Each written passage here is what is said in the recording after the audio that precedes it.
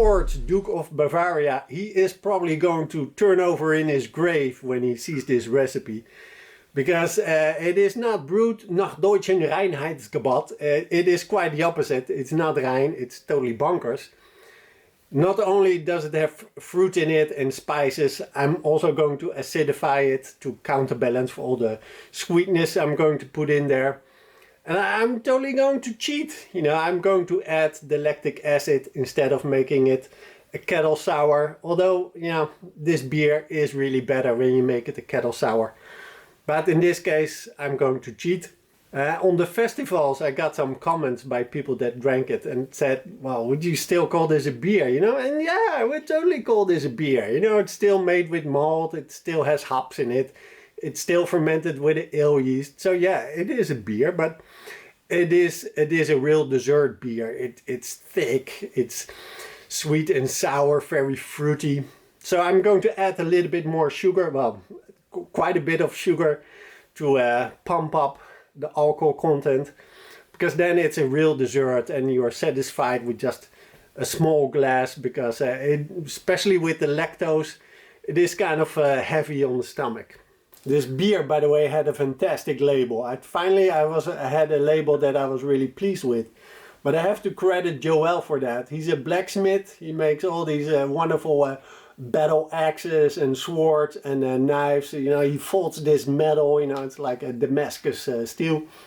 But he's also a really talented cartoonist, illustrator, I don't know how to call it, but he makes sketches of these really wonderful characters. So I asked him for one of his sketches, and he was so kind to send me one. So I put it in the computer, turned it into a vector, did some coloring, and well, the outcome was wonderful. But yeah, I put a link below if you want to see his work. Check it out. Finally, I had one label that looked really professional. It took me some years.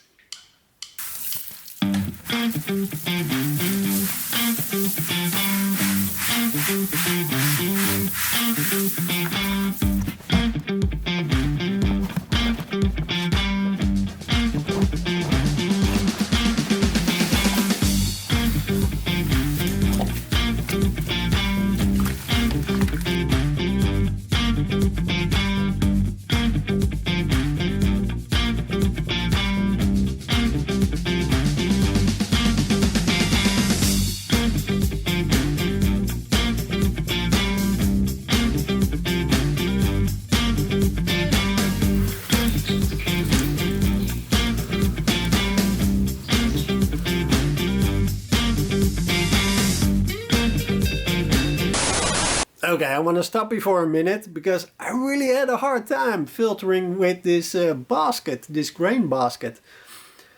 You know, my grains were still full with water and my kettle was running dry. I could sparge as much as I want, but the water was just not going anywhere.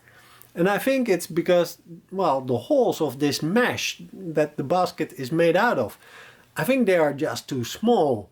And the same as the bottom also has this mesh. I wish it was just a normal plate with holes in it, so I could actually use the grains as my filter bed, because, well, the water, it was just not going anywhere. So I really had to rack it up.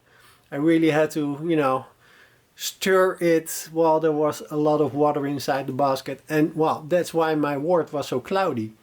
At the end it turned out fine because I did a 40 minutes flame out, but I might upgrade my basket with just a normal false bottom, a plate with holes in it.